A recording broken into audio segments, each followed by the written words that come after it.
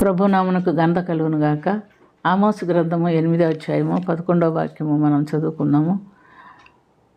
రాబో దినములలో దేశములో నేను క్షామం పుట్టింతును, అది అన్నపానములు లేకపోవట చేత కలుగు క్షామం కాక యెహోవా మాటను వినకపోవట వల్ల కలుగు క్షామంగా ఉండును. ఇదే యెహోవా వాక్కు. కాబట్టి జనులు యెహోవా మాట వెతుకుటకై ఈ సముద్రము నుండి ఆ సముద్రం వరకును, ఉత్తర దిక్కు నుండి తూర్పు దిక్కు వరకును సంచరించుదురు, కానీ అది వారికి దొరకదు.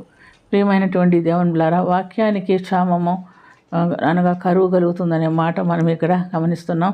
ఎందువల్ల కలుగుతుందంటే జనులు యెహోవా మాట వినకపోవుట వలన కలిగే క్షామం అని మనం గమనిస్తున్నాం. మనం దేవుని మాట వినకపోతే మనకు వాక్యానికి కరువు వస్తుందని చెప్తున్నాడు. జనులు వాక్యం వరకు తూర్పు దిక్కు మొదలుకొని పడమట దిక్కు వరకు, పడమట దిక్కు మొదలుకొని తూర్పు దిక్కు వరకు తిరుగుతారు, కానీ వారికి ఎక్కడ దొరకదు అని దేవుని వాక్యంలో గమనిస్తున్నాం. ఉదాహరణకు మనం చూసినప్పుడు సామెతల గ్రంథం 1వ అధ్యాయం 22, 23 వాక్యాల్లో మనం చూస్తే, ఎట్లా అనగా జ్ఞానం లేని వారులారా మీరు ఇంకనూ ఎన్నాళ్ళు జ్ఞానం లేని వారులుగా ఉండకూడదురు. అపహాసకులారా మీరెన్నాళ్ళు అపహాస్యం చేయుచు ఆనందిందురు.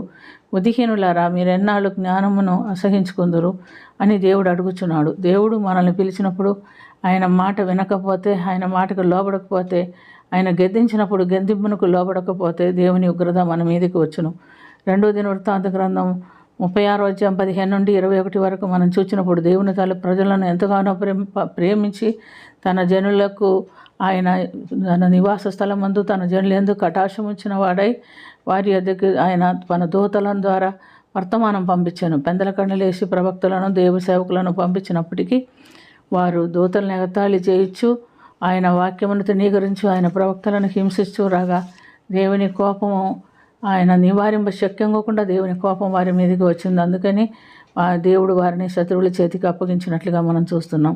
మరి బబులోను కల్దీల రాజు అయినటువంటి నెబుకద్నెజరు వచ్చి వారిని అందరినీ పట్టుకొని దేవుని పరిశుద్ధ మందిరంలోనే అతడు యవనులందరినీ యువతులనైనాను కనికరం చూపించకుండా ప్రతి ఒక్కరిని ఖడ్గంతో చంపించారు. ముసలివారందైనో తల వరిసిన వారందైనో ఆయన కనికరం చూపలేదు అని మనం చూస్తున్నాం. అంతమట్టుకే కాదు, అతడు తన దేవుని మందిరముని పడగొట్టించి కాల్చివేశాడు.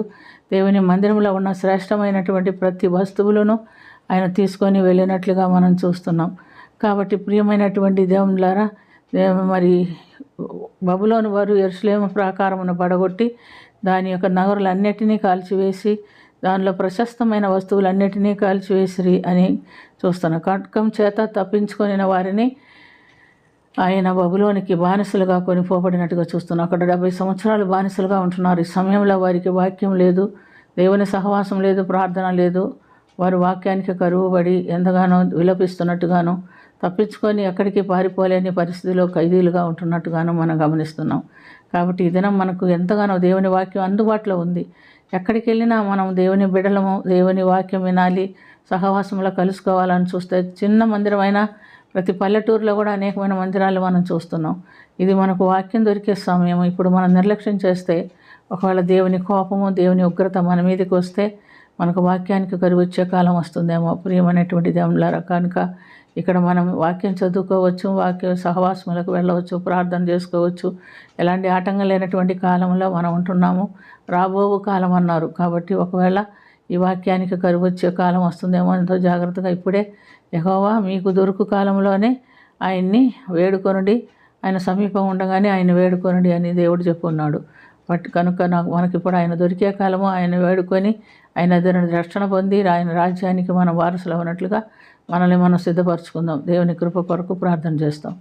ప్రేమ కలిగిన తండ్రి, కృప కలిగిన ప్రభు, మేము ఈ వాక్యులకి అవిధేయులం అయితే మమ్మల్ని శత్రువుల చేతికి అప్పగిస్తామని, అక్కడ మేము బానిసలుగా ఉండిపోవలసిన వారమే నీ వాక్యం చదువుకోవటానికి, ప్రార్థన చేయడానికి మాకు సందర్భం ఉండమని మీరు తెలియపరిచినందుకు స్తుతి స్తోత్రం.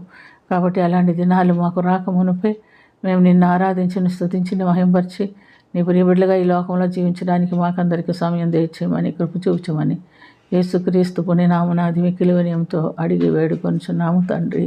ఆమేన్.